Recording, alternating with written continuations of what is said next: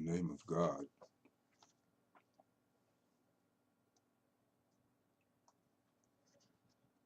most gracious, the astounder of tremendous grace, we come to you. In the name of that which is known by a zillion names, that which created every star, every moon, every sun, every galaxy, and the billions and zillions of worlds that we can't even see or count yet. I come to you in the name of that,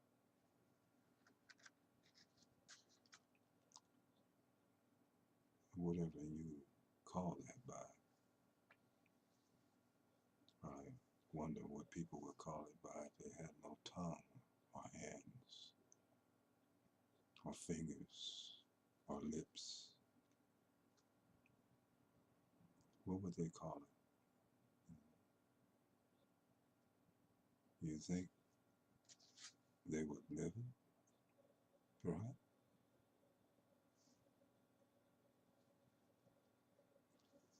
And once again, I never know what I'm going to say to you.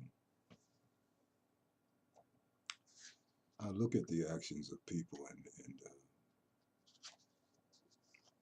it just amazes me what people do, even on my page.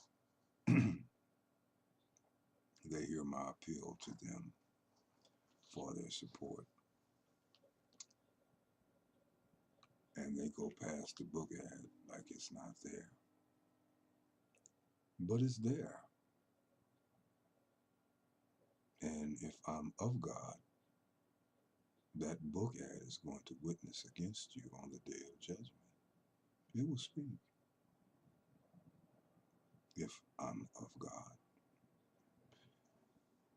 And if I'm of the devil, of Satan, you have nothing to worry about.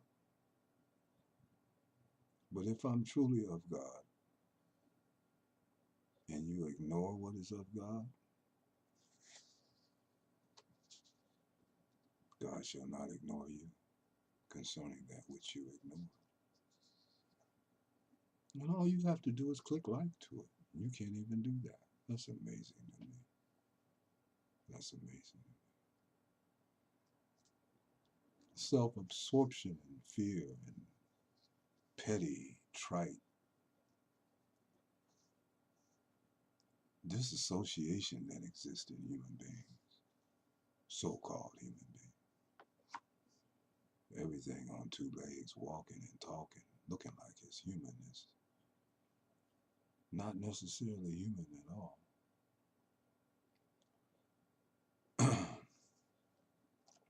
I want to do this poem that I've never done before.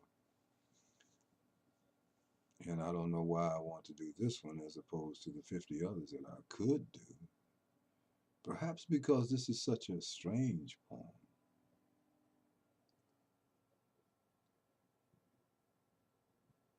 I'm also becoming reluctant to share my spiritual experiences with people who haven't had such experiences. Or they may think that I'm self-asserting myself as being above them, and I've had people translate me and interpret me that way. And I've never presented myself as being above anyone, but the servant of everyone. But I can't deny my experiences to please your sense of what is vanity and what is not. There is a spiritual opening that one can be graced, in which nights become days and days become nights, that even your dreams become more real. than this dream you're in that you think is real. There are different dreams that we call real, many, depending on your states of consciousness. And I could go deeper into that, but since only 2 people are clicking like to my book, and I don't see why I should give those kind of pearls to people that lack that much humanity and sensitivity in reference to SIAM. But this is the way of things of our world today. And our holy books tell us of the condition of this day and time. That people would be lovers of themselves more than lovers of God. Sons would be against their parents, and daughters would be against their mothers, and sons would be against their fathers. And this whole immoral, anti-God approach to living life, where you take something you know is completely anti-life and applaud it and put it on display and make it right. It will never be right. Only right is right. Only good is good. And only evil is evil. And only wicked is wicked. And only God is God. And only Satan or Shaitan or that which is represented by those things that we call Satan or Shaitan. Those things will never be right. I want to do this poem for posterity, if not for you. And I hope I can do it justice. I'm playing in the background Tibetan Buddhist bowl, singing bowl. I first encountered my first singing Buddhist bowl while I was a student at Ohio State University. I had a friend named Jeff who loved jazz. And Jeff knew I loved avant-garde jazz, John Coltrane and Pharoah Sanders and a host of others that were playing and very popular and still are to this day. But Pharoah Sanders was performing in a place in Cleveland, Ohio called the Smiling Dog Saloon, I think it was. Not only did I have a profound encounter in meeting him personally before the performance, and I'm sure Pharaoh sent something into me that remains with me to this day in that encounter. I'll talk about that one day. But Pharaoh was playing, and there was a drunk that got up loud talking crazy. I never saw a Buddhist singing bowl before. And Pharaoh pulls out this bowl and strikes it with this mallet he had. And the vibration was so beautiful and so powerful that it literally knocked this drunk down into his seat. And we didn't hear any more from that drunk the rest of that night. And like a little child inside, I said, I've got to get me one of those. Whatever that is, I've got to have me one of those.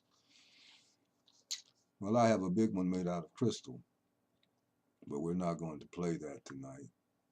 We hope this background music will work for us. This poem came in a dream, and I'm really, in this poem, describing a dream that was more real than what I'm doing right now. It was just that real. Just that real. So hopefully we get this UFO to flying right, and do this here thing, and hope that you can hear it all and appreciate it.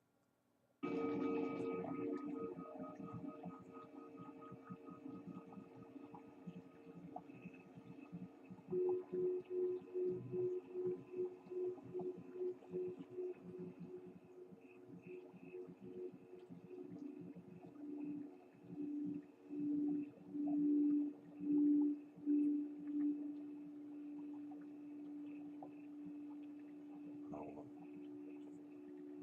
want to find the state that I had when this poem came.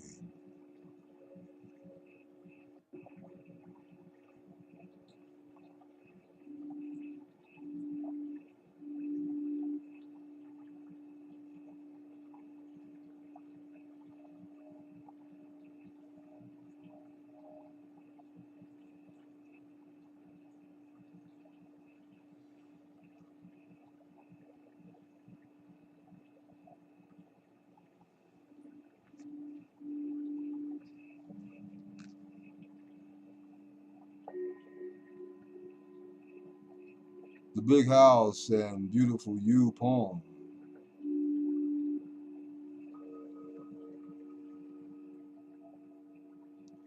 And I was in this house, and it was a very big house.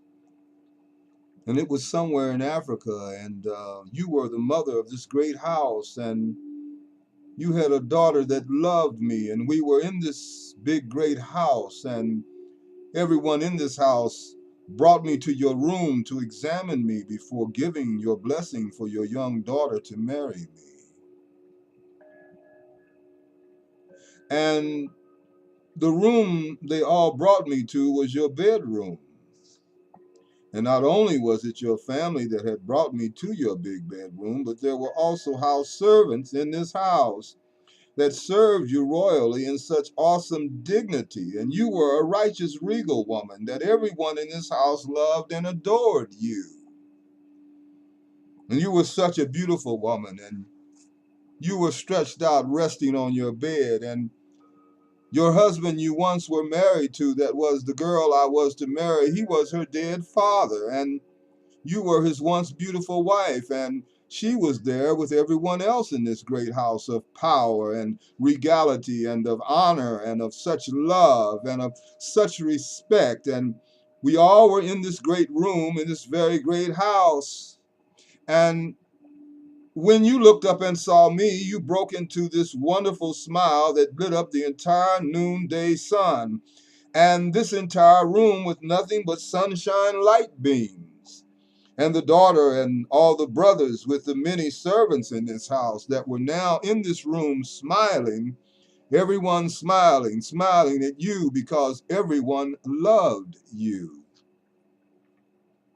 And you were so beautiful, with a golden cast hue of Nubian colored skin, and you had very long, locked, elegant, beautiful, hanging, flowing over your shoulders hair, and you had these humongous covered, most biggest, beautiful bosom breast, and the most luscious, sensuous lips, like two big, full, red, sweet strawberries on your beautiful bosom tree, and I have not ever seen such beautiful before, and I like sensuous red lips, and I like gigantic, humongous breasts, and I like big tree trunk legs, and you now laying before me with this beautiful golden skin of flesh tree, and you then said it is our primordial Atlantean tradition here in our great ancient country and land that you now, as our new guest, that you may marry my young daughter. You must now come and kiss me. And everyone was waiting now, and everyone was looking at me, telling me to go over to you now, laying fully clothed. Yes, now laying on your back, stretched out with your big tree trunk. Yes, most beautiful partially covered legs upon your bed. And I looked at all of them, and they were surely grinning and smiling and so happy in this moment for me as I approached you to surely please you and them that were so happy I was here and that you like me so much, touch and so, And I came closer and surely brought my face next to yours, and I kissed you, a slight, sucking, light kiss on the most sensuous, luscious bottom of your red lips I have in my entire life ever seen before.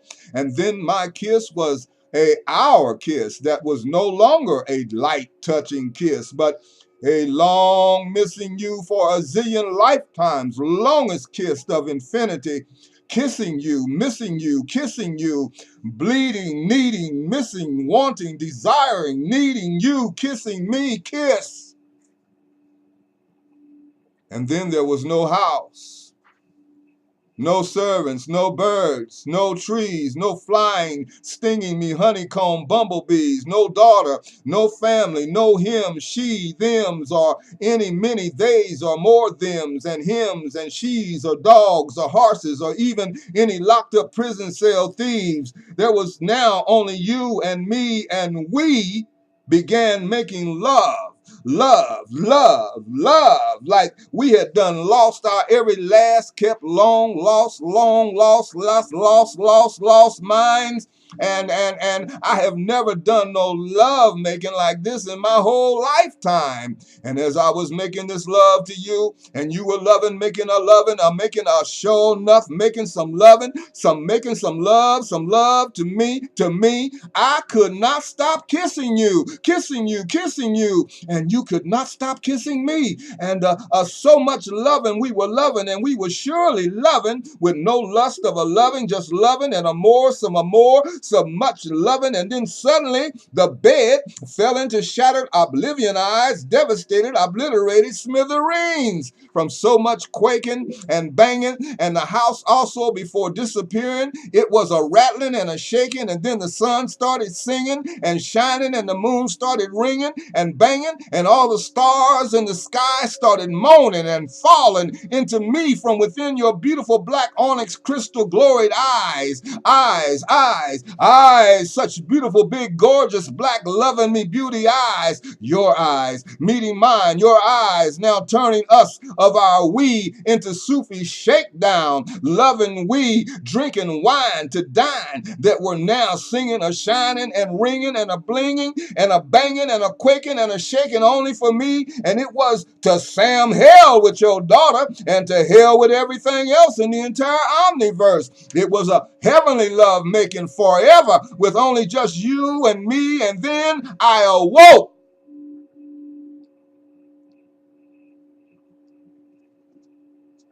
from this dream.